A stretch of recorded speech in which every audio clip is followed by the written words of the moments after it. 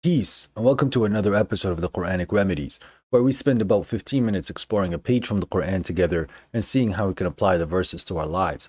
And hopefully, with God's permission, it helps us heal our brain, body, mind, and soul.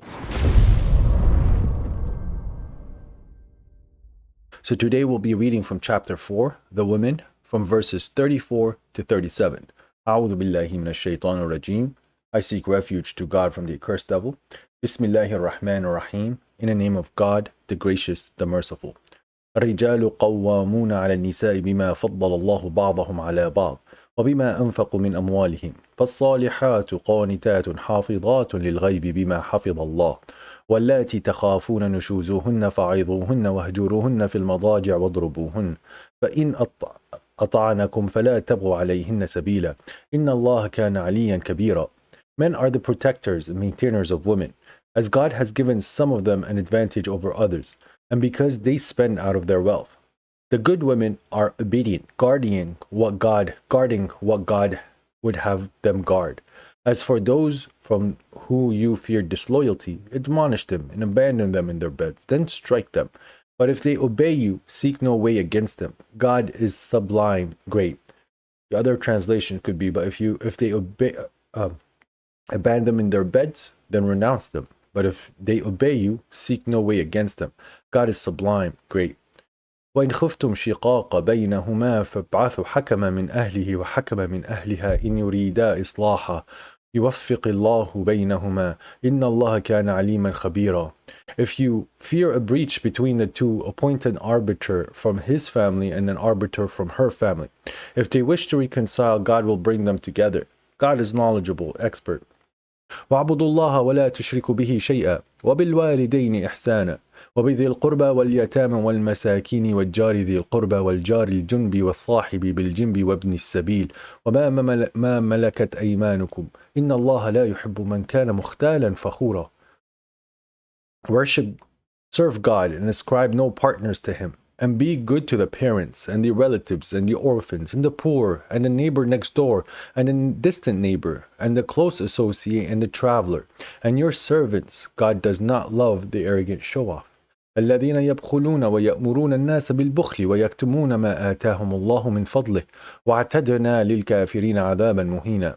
Those who are stingy and exhort people to stinginess and conceal what God has given them from his bounty, we have prepared for the disbelievers a disgraceful punishment. Sadaqallah al-Azim. God the Great said the truth. The verse here is carrying on from how we should be approaching our women and how it is important for us to understand our positions in relationships. Now, this verse, unfortunately, is very controversial because people do not know how to present the information and what God is saying right here. God is not telling you that you have a right to go strike your women. And it does not tell you that men are always the protectors over or the guardians or the qawamun on the women. There are specifications that God is giving you for you to understand who you have guardianship and protection or the ones you're supposed to protect. God states that yes, the men has been given an advantage over women or been given favors over the women in certain things, and therefore that's why they're a little bit higher in the hierarchy. But the women that you are a qawwam for or a protector, a guardian for, are the ones that you spend your wealth on them. So because you are spending your money, now this is giving you that access where you do have to guard her, where you do have to be a protector, and she has to obey you so that you can fulfill the task of guarding her or protecting her the way that God has ordered you to. This does not give you the right to be draconian. So draconian means that you become very extreme, you become very punished, like a person who quickly runs to punishment. Someone who's closing her up, choking her up from what she can achieve. This does not mean now that the woman has absolutely no right and all she has to do is obey you. Because just like how God tells us to obey our parents, but if our parents are pushing us into something that God has not accepted and is associating something to God, we should not obey them. And this is the same thing here. If someone is pushing their wife into something that God does not want her to do, he has absolutely no right to sit and discipline her and coerce her into what he wants her. And notice here how God is saying that the good women are obedient, guarding what God would have them guard. So this isn't in regards to your normal social interactions with your husbands and wives when you guys have normal arguments or fights about things that happen because of everyday life. But rather, this is more so about girls that are trying to maybe flirt with men or becoming a little bit, where they're showing signs of promiscuity or they're talking to an individual in a way that is not permissible. Then at this point, God is telling you to do three things. And it's not thing one step after the other, how certain individuals and certain parties like to show this verse. God is saying to admonish them, to abandon them, and then and strike them. There is no then. You see how here the translator said then, but in Arabic it's saying and. So those three things need to occur at the same time, but I believe it depends on the severity of the situation. So renouncing them is now something in regards to you also abandoning them in their bed. So you can either let them strike off in the land or strike them away, or you have to admonish them, which here we get to a very important topic, which is communication. For me to sit and give my wife a silent treatment just because I feel that she's talking to other men in a way that is not appropriate, to give her a silent treatment, she might not be aware of what I know. She might not be aware that I am conscious of her activities behind my back or activities that she's trying to conceal. And because me communicating the problem, it might strike some fear into her, and therefore she corrects her ways, and I'm capable of also reminding her of God in that situation. This does trickle down to other things where communication is important. God does tell us in the Quran that the girls that in a fight, they are not very apparent. They do not clarify in a fight. I believe this is in Surah Zukhruf, where God is explaining to us that the women, they are not very clear when fightings happen or there's confrontations. That's why they go nothing and they stay quiet and they try. You have to keep pressing them until they tell you what's wrong. But you as a man, you should not be approaching these kind of matters in that same way. You do not need to conceal your pain. You do not need to sit here and give her the silent treatment and treat her in a way that where usually the women treat you. Because you, on the other hand, you should be coming from a point of logic and reason, which, yes, the women can understand logic and reason, but generally people say that the women are a little bit more intelligent, emotionally intelligent, so they let their emotions judge more so on how they would like to react in certain environments or certain situations. But you as a man, you should be capable of communicating what's wrong and communicating in a way where you're not being aggressive or trying to pull the person down, but rather you want to find a spot where you're back at peace. Now, God is telling you here that if they obey you, you do not need to sit here and still try to find ways against them or try to put them down and be vengeful in the way that you are approaching her, because the way that you want to approach her is back to what God ordered us to do, is to live for her, and she lives for you, and she is a part of you, and you are a part of her, and you guys are supposed to be a proper relationship in the eyes of God. Now, because one of the things that is written, which is to renounce her, which people understand it as strike them because of the language.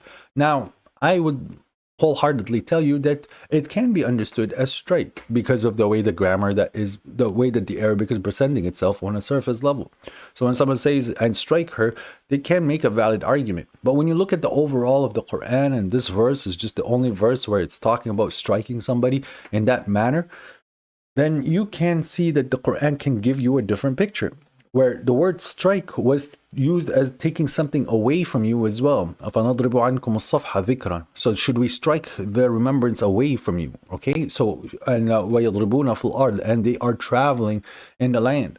So the issue here is that from what God has presented us from the Quran, one can make the argument that God is not telling us to strike our wives here. What he's telling us to do is to abandon them in bed, to admonish them, and to strike them away from us, like to strike them. Get away, renounce them is the other way of saying it.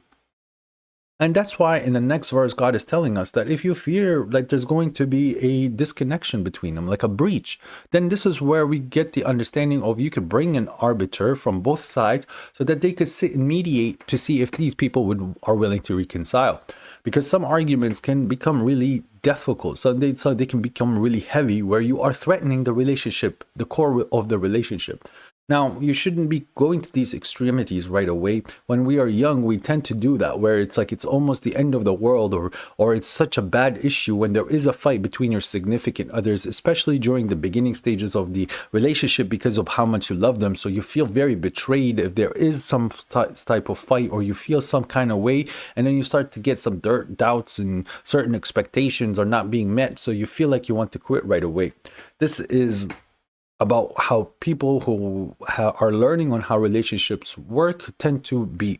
And then there's the other side, where people who are oftenly hurt in relationships, where they were put down, where they had many disagreements, where it wasn't your fault or you specifically causing the fight, yet you are always taking the blunt end of it because the other individual was not someone who's being honest. These individuals, these people that had to go experience these negative relationships, when they do go to a different relationship, we see that they also want to end the relationship quickly when a fight happens because of the pain that they have been. You need to approach these relationships in a way that it is unique, because every individual is coming with their own unique style and who they are as an individual, as in a character. And you shouldn't sit and compare them to your past relationship or compare them to other people's relationship, because God already told us that we shouldn't covet what other people have, and judging people based on other people's history is not fair and just.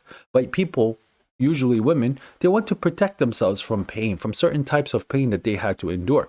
But God told us at the beginning that men are supposed to be their guardian if they are sitting and spending their money on them. But some people don't take that verse in the way that it's supposed to be, and then instead of being a guardian, they become oppressive against these women. And these women have to endure many years or many months or many decades dealing with these individuals that believe that God gave them the right to beat them or to hurt them or to cheat on them and to play with their minds and to sit there and pull them down. So they suffer years of abuse, and then you have to be the person that is going to try to help them outside to realize that it wasn't them the problem, but rather it was their ex that is the problem. And notice here that God wants us to bring people together, to bring people back into that peace. But this is not always the case. And that's why God states right here, like, if the actual intention is for them to reconcile, then God will make it happen. Because God has the right words and God has given us the right attitude for us to be able to become friends, even if we used to be the worst of enemies. God is giving us something here in regards to our neighbors. God does not technically discuss the neighbors directly, except in this verse. But it's such an open-ended verse where one can learn a lot. Yes, so God has told us before to serve God and not to associate to God. We be good to the parents, the relatives, and the orphans and the poor. This is something that has been said to us many times in the Quran already, is to take care of the parents, the relatives, the orphans, and the poor, because these are the individuals where our money needs to be helping these people, the people closest to us and the people who need the help the most. But God now is telling us that our neighbors are also important. But notice how he said the neighbor next door, which is right next door, and your distant neighbor. So you, as a person who wants to show the utmost loyalty to the verses of God and to hear the words and follow the best of them, you can recognize that a distant neighbor is not the neighbor just all the way down the street. But you're technically in a whole neighborhood of people. You are also in a city which technically everybody is your neighbor. You have now the technology where the person is across the world is your neighbor because you're right here on the internet talking to them. But notice what God is telling you right here, that you have to be good to them. You have to find a way so that you are a positive person in this environment that you're in, a positive person in society. You have to be good to your neighbors. This is something that has been written with the other previous books, because you are in a neighborhood and you do not want to distance yourself from the person who's living next to you. And if we're going to assume you're going to stay in the same house for the rest of your life, these people are going to see you often, that there are going to be these slight interactions in the morning or in the afternoon, or working around your house and they're working around their house. It has to be something that is of a positive nature. It's just because you literally are in your living space. People say you do not want to defecate where you sleep, and this is something that's extremely important as well when it comes down to your neighborhood. You do not want to be that person where he's always targeting the people around him and always talking bad about the people around him, yet you don't want to be also the person that is persistently being arrogant and the one that's showing off and bringing their neighbors down is just because of who you are as a character. Giving food to your neighbor is something that God is telling you that is good here. Helping your neighbors in certain things is something that's good here. Looking out for your neighbor and protecting your neighbor's home when they're not around, this is something that's good here. Working together in certain things that you can work together, that is also a good thing. Visiting them and saying hello to them and approaching them and introducing yourself, this is something that we need to do. Unfortunately, in the West, this idea has been taken away from us. And look at this, and God is telling us that the close associate here, right? Or your close friends as well. You have to be good to them. It's not something that you are supposed to take these relationships as something that is abusive. And notice, back in the day, the traveler was a very difficult thing to do in traveling. Us now, for me to get to a 400 or a 200 mile location that is almost more than 200 miles or 400 kilometers, it'll take me about 3 hours in a car. Back in the day, it used to take weeks to get from one place to another. It's just because it was a lot of work of movement. It was a big distance, and you have to do it either by foot or do it by horse and saddle or something similar of that, or a donkey or something even slower than that. This makes that journey extremely difficult because you're in the sun, you're outside in the environment for 8-10 hours a day. And instead of going to a bed and sleeping in a hotel, you had to sleep at the side of the street. You had to sleep at the side of the desert, sleep at the side of the under a tree, which is not going to be the most comfortable sleep. But this is not only for 1 or 2 days, you're going for weeks sometimes. So the traveler truly needed a lot of help and assistance when people noticed him. You should be providing them with water, food, helping them the way that you can. In this day and age, it's a little different because traveling has been easy, but it's not always the case. The thing that I find very interesting, especially in these countries that claim that they're Muslims, when you go to the airport, they're charging people more for water than they would outside of the airport. And the reason why they charge them more is just because they're taking advantage. You have no other store that you can buy water from except from me, so I'm going to charge you double. But yet God is telling you that you have to be good to the traveler, that you have to help the traveler. So you as a Muslim country, you are sitting there overcharging the traveler, which is not something that God has permitted. And God states here that he does not like the mukhtal and fakhur. Mukhtalan is the deceptive person, the person who lies. Here, mukhtal, he put as arrogant, talalitani. But I also see the one who's mukhtal is a person who is kind of like deceptive in his tactics. Yes, and does have an understanding of arrogance. And God is telling us who this person is, this deceptive or arrogant show-off. So those who are stingy and exhort people to stinginess. So instead of spending from what God has given you, they're telling you, no, the way in life, you shouldn't tell people what you have. That you should hide your money and act like you're poor and order people not to spend their money. That the way that you're going to really enjoy your life is by literally hoarding your money. This is something that has been noticed by a lot of individuals in this world, especially the elites, where they do not tell you, they conceal what God has given them from their bounty, and they do not express how much they have, and yet they don't give money. And the way that they say that they've made this money is by not spending it, so you should learn from them and not spend it. How many times have you seen an opportunity where you're capable of actually helping an individual, and somebody came around and told you, no, this is not the time for you to spend money. Oh no, the guy doesn't need it. The guy's lying. Don't spend from your money. Hide it. You're going to need it later. This is something that I personally have heard many times from people where they're ordering me into stinginess, into not giving the money when I want to give money, especially because I like to give money when I have opportunities. So be careful of these individuals, because God is telling you that this is disgraceful and they're going to have a disgraceful punishment. And with that said, I truly hope you guys are enjoying these. All praise to God, the Lord of the worlds, and peace be upon you.